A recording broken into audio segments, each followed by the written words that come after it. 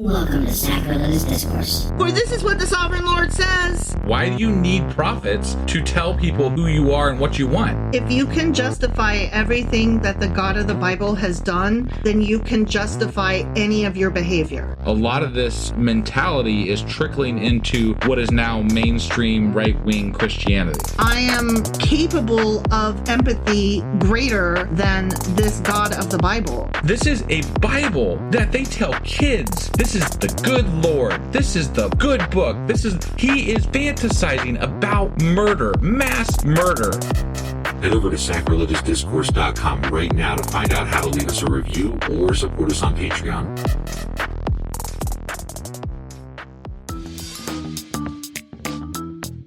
Hey there, sinners and saints. It's your favorite Bible-bashing duo from Sacrilegious Discourse, and we need your help. That's right, folks. We're raising funds for some heavenly equipment and a studio that doesn't sound like it's in the depths of hell. Our current setup, let's just say it's more apocalypse than audiophile. So if you want to hear us dissect the Bible without the background noise of demonic squirrels, chip in a few bucks. We're aiming for $5,000 to upgrade our audio and build a studio worthy of blasphemous banter. Donate today and help us spread the good word of atheism. You can find a link right on our homepage, sacrilegiousdiscourse.com. Every dollar counts. Even if it's from your collection plate.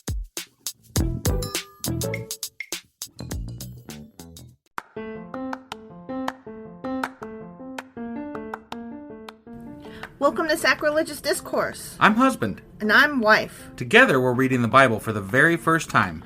We grew up without religion and wanted to know what all the fuss was about. Well, what have we learned so far? That God is a dick, and apparently some people believe in talking donkeys? We're not trying to pass ourselves off as experts. Nope, we're just reading the Bible for the first time and giving our first take reaction. If you'd like to join us in this venture, you might consider starting at episode 1. Otherwise, jump in wherever you like. All right, let's go read the Bible. Yeah, let's get to it. Husband! Wife!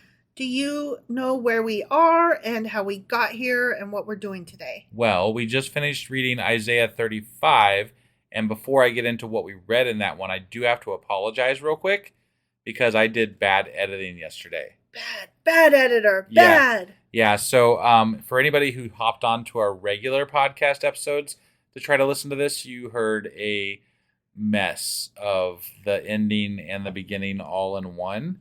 And I have since fixed that. There may be some podcast apps out there that don't fix it for a couple of days. But if you go to our website, it is fixed on there, and it should be fixed on the rest of the podcast apps here shortly. So I apologize for that, for anybody who missed yesterday's due to that. And sorry.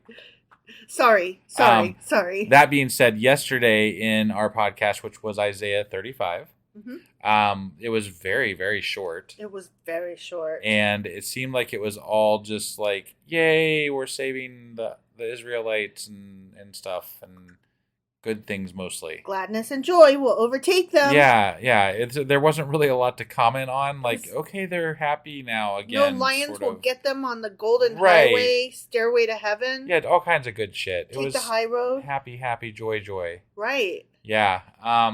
So that was Isaiah chapter 35. Correct. Which means that today we're going to be reading Isaiah chapter 36. All right, let's do this. Okie dokie.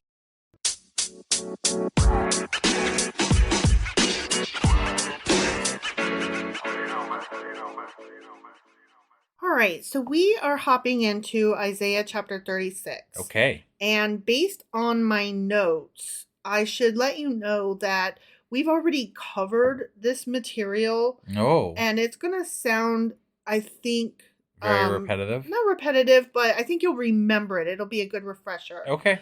This happened during a battle that we read about in 2 Kings. You expect me to remember all the way back to 2 Kings? That gets into the next thing I wanted to say. I'm very, very annoyed at how this book was put together. I feel like, okay, I know I sound silly, but honestly, I feel like all of the writings, quote unquote, like Psalms and Proverbs and even the book of Job, really, they were put in the wrong place. They separated all the chronicle history stuff. Yeah. And then we've got all the prophets after the writings. Right. But the thing is that what the prophets are talking about and what's happening in the stories of the prophets takes place during those histories. Right. Yeah. So they tell it it's from like, each individual author's point of view. right. And it's like it causes the person, if you're reading the Bible straight through, It's like, oh, it's been 2 years since you read about this history, but remember that time? Right. And I'm like, no, I fucking don't. Yeah. No, it would be, I'm sure there's got to be somebody out there that timelines the Yeah, writings of the Bible. Oh, yeah. Well, I need to see it. I know that there is such a thing, but I'm going to try to find one because I'm just like really out of sorts over this. Yeah. And I'm the kind of person that even when I'm reading Shakespeare, for example, if there's like more than, I don't know, say 4 characters, I got to take notes. Honestly, like if you go through, I have like a compendium, a giant, like every Shakespeare play ever kind of book. Right. And if you flip through that book, index cards will fall out of the book because I had to write who was with who, what family was on this side, who was friends with. Like, even as something as simple as Romeo and Juliet, I couldn't remember who was with the Capulets and who was with the Montagues. Sure. You know? So, to ask me to remember all of this, I'm really, like, offended over it. Yeah, especially doing it out of order. Like, yes. It's very hard to follow sometimes. Yes, this book is so I feel like they made it as difficult for beginners as possible, and it's offensive. I don't think that it was ever really, I don't think the intended audience was ever the layman. You know, like not at least initially. Like it was meant for the religious scholars and people who put the time in to study it to learn better because I understand that, and I know it's just a collection. It's not something that you're supposed to read straight through. But the thing is I've always been told, read the Bible. Sure. Yeah. So here I am reading the Bible, and I've never once heard anybody tell me, but take notes as you go, and there's shit that's like not just out of order, but like really inconveniently placed that you might want to skip to the end. Well, you and I have talked about this a lot. I think that when we finish, quote unquote, finish the Bible, I think there's going to be a lot of going back to cover different things. And I think some of that could involve timelining some of this stuff. Yeah. You know, like because it was so out of place. It was so out of order that, you know, a lot of the messages get muddled in this back and forth between, oh, this person said this about this here, but then this about that same thing here and the same thing, you know, like just it's on and on through the Bible. Like you can't keep like, why are we going back to that one thing, you know, hundreds of years ago here? Well, I was starting to lose track of all of the kings and leaders before we got here. Sure. Like, remember when we started getting into the age of the kings, and I was like, oh no, I'm done. Like, I can't remember all of this. Right. I don't know that, you know, to me also, I'm not sure that the message of the exact names of the kings and the timelines should be, I don't know that should be the important part. The message is what, like the messages that God is giving these people, right? In the Bible, right? In canon. That is supposed to be the overriding theme, the overriding message that we're supposed to be getting anyway. That's what I've always been told, but it's clearly not true. Right. You know, and that's... Well, I mean, it would make it easier to follow these messages if we could get them in context. Right. And they're just not in context. I'm put out over this whole thing. Yeah, no, I get it. I'm frustrated. I get it. Like, as I was reading my notes, I was like, I remember when I'm going to stop and I'm just going to get reading, okay? Okay. So, in the 14th year of King Hezekiah's reign, yeah. Remember that guy? I mean, yeah. Sennacherib, king of Assyria. Remember Sennacherib? Not exactly, no. Okay, well, hopefully you will, because he was a big deal. Like, we were dealing with him for a bit. Like, They had a battle. Got it. Sennacherib, king of Assyria, attacked all the fortified cities of Judah and captured them. Oh. Then the king of Assyria sent his field commander with a large army from Lachish to King Hezekiah at Jerusalem. So this part is, we've read this before. Sure. Okay? Yeah. When the commander stopped at the aqueduct of the upper pool on the road to the launderer's field, Eliakim, son of Hilkiah, the palace administrator, Shebna, the secretary, and Joah, son of Asaph, the recorder, went out to him. Okay. The field commander said to them, "Tell Hezekiah, this is what the great king, the king of Assyria, says. On what are you basing this confidence of yours? You say you have counsel and might for war, but you speak only empty words. On whom are you depending that you rebel against me? Look, I know you are depending on Egypt, that splintered reed of a staff, which pierces the hand of anyone who leans on it." Wow. That's harsh words. right? Big words. Yeah. "Such is Pharaoh, king of Egypt, to all who depend on him." Damn, man. trash talking They the do not Pharaoh. like Egypt. "But if you say to me, 'We are depending on the Lord our God,' isn't he the one whose high places and altars Hezekiah removed, saying to Judah and Jerusalem, 'You must worship before this altar'? Come now, make a bargain with my master, the king of Assyria. I will give you 2,000 horses, if you can put riders on them. How then can you repulse one officer of the least of my master's officials, even though you are depending on Egypt for chariots and horsemen?" So are you following all this? Yeah, Hezekiah, or I'm sorry, not Hezekiah. The Assyrians are saying, we've got you surrounded. We're really powerful. We've destroyed all your shit, and you're relying on Egypt, but obviously they can't be relied on. So, And I thought it was supposed to be that your God was so powerful. right. So why aren't you depending on your God? Yeah. Instead of on Egypt? Right. And then also he's saying, we have so many horsemen, we have so many horses that even our horses outnumber your army. Yeah. Like you couldn't even put men on all the horses that we have. Right. So he's like seriously trash talking these guys. Well, and trying to get, he probably doesn't want to battle any more than anybody else, So Right. he's like, can you guys just give up already? Like, we've won. Exactly. We've got you fucking surrounded. Yeah. Then Eliakim, Shebna, and Joah said to the field commander, and I think that this is the part you might remember. Okay. "Please speak to your servants in Aramaic, since we understand it. Don't speak to us in Hebrew in the hearing of the people on the wall." Do you remember that? Yeah, I do. I do. Yeah. So we have read this before. Right.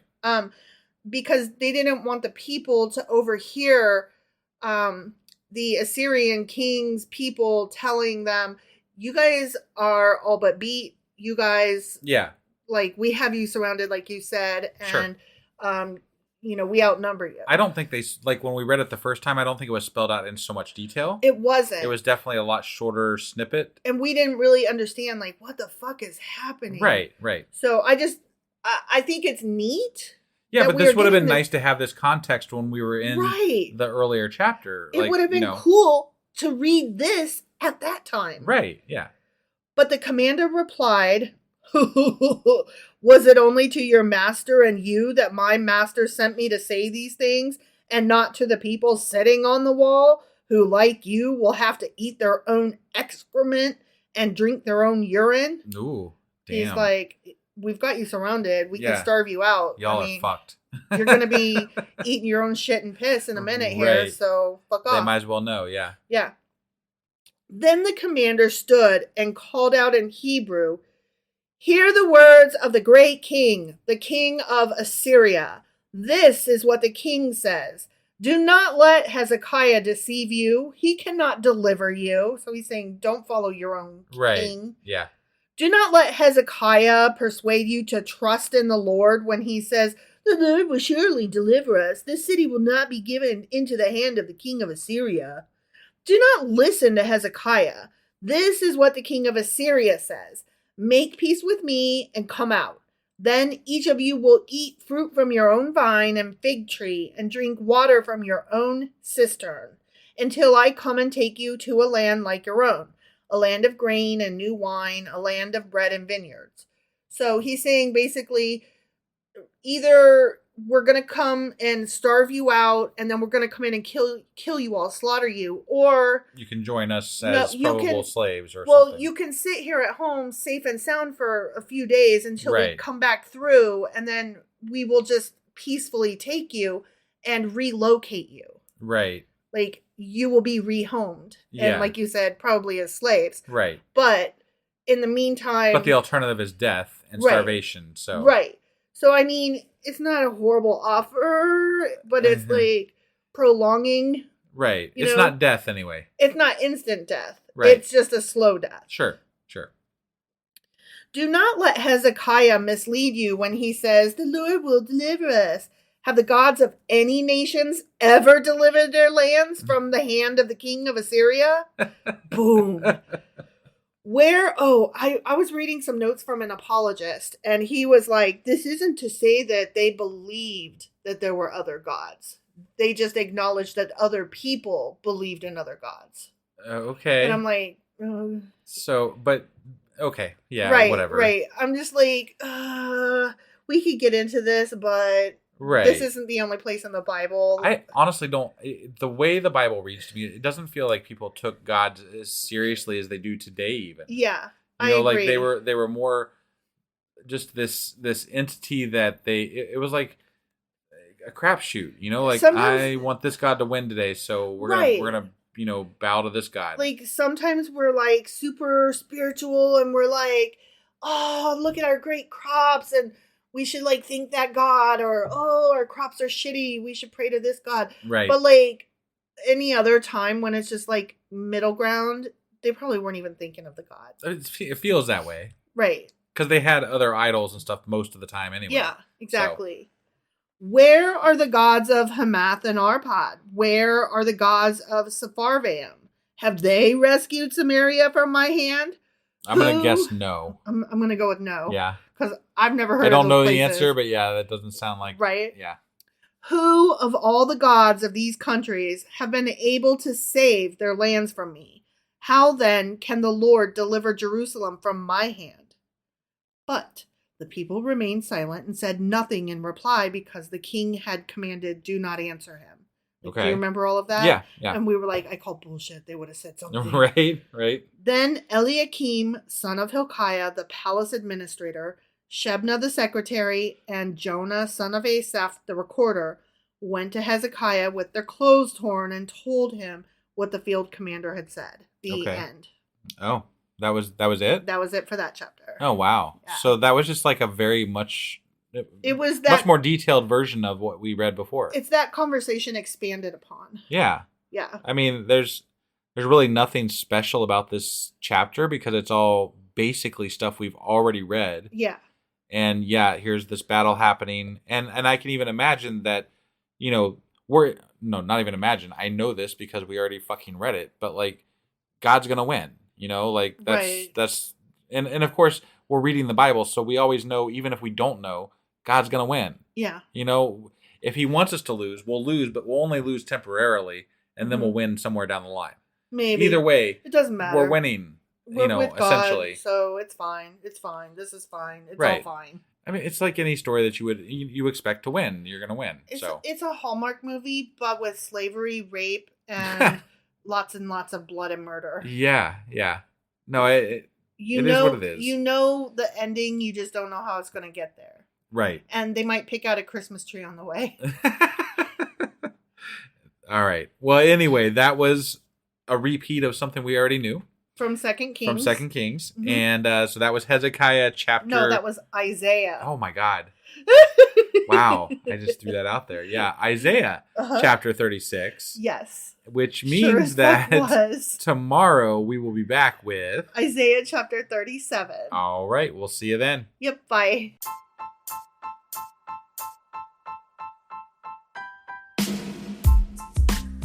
Hey, wife, I guess that's the end? But husband, that's just sad. It doesn't have to be. We are on lots of social media platforms like Twitter. Our handle there is sacrilegious_D. For D's nuts. Oh my God. Stop doing that. Anyway, we're also on Facebook, Instagram, and Pinterest. There's a link to all of our social media sites at our website.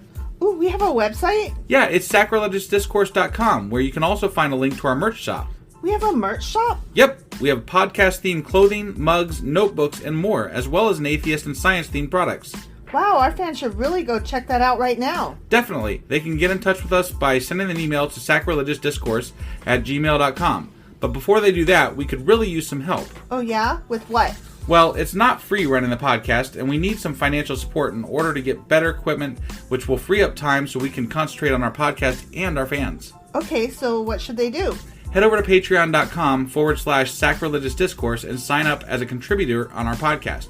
Supporters there receive additional bi-weekly episodes that we record just for our Patreon members for as little as $2 a month. Also, we'd really appreciate it if you would like and subscribe on whatever platform you're using. And Apple Podcast reviews help us out tremendously. Like and subscribe. Leave an Apple review. Join us on Twitter. Support us on Patreon. That's a lot of instructions. Don't forget to say thanks. Thanks. Okay, bye.